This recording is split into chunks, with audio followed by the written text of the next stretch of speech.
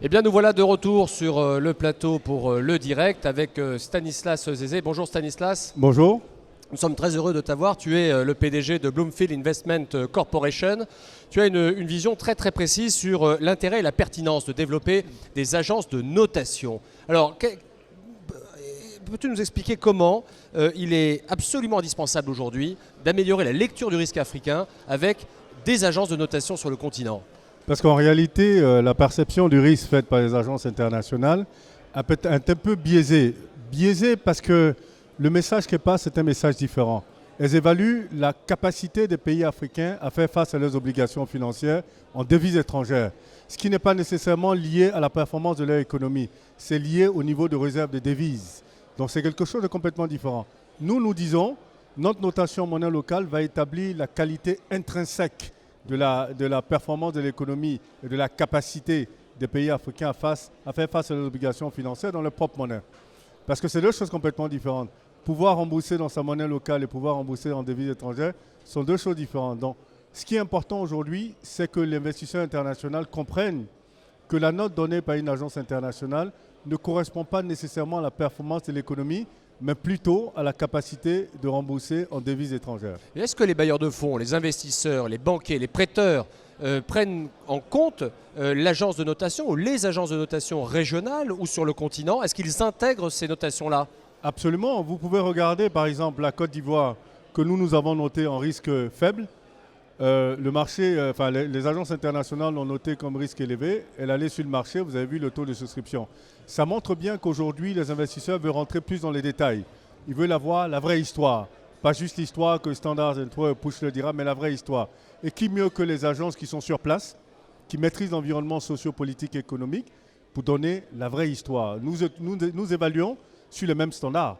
Ce ne sont pas des standards améliorés ou changés, non. Ce sont exactement les mêmes standards, sauf que nous savons prendre en considération les paramètres qualitatifs qui ont un impact financier et économique. Important de savoir décrypter les réalités du risque sur le continent et en particulier en Côte d'Ivoire. On a peu de temps, mais je ne résiste pas à l'idée de poser une question qui nous paraît extrêmement importante. On parle de dette tous les jours. On vient de faire un sommet le 18 mai à Paris sur le traitement de la dette et des engagements financiers du continent.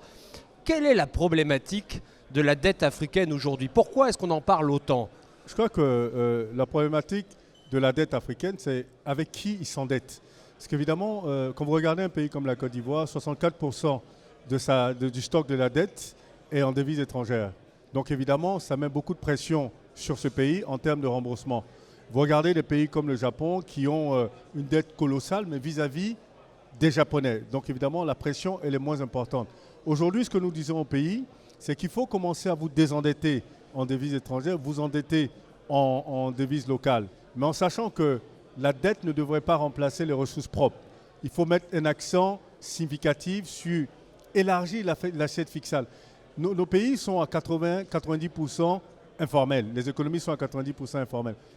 Depuis 60 ans, on en parle. Il est important aujourd'hui de mettre en place des réformes nécessaires, permettre de formaliser les économies de sorte à élargir de façon significative les assiettes fiscales des pays africains pour qu'ils engrangent plus de richesses, plus de cash et emprunter moins. Alors merci beaucoup Stanislas. Merci. Je crois que tu as une actualité importante. Demain, un grand événement qui est organisé ici à Abidjan. L'opportunité peut-être d'en dire un mot. Absolument. Chaque année, nous organisons, c'est la 5e édition, la conférence débat risque pays Côte d'Ivoire. Et nous allons l'exporter dans différents pays, mais l'objectif est de sortir un rapport de risque pays, établir la cartographie des risques de la Côte d'Ivoire et en discuter avec le secteur public et le secteur privé. D'ailleurs, je vous y invite.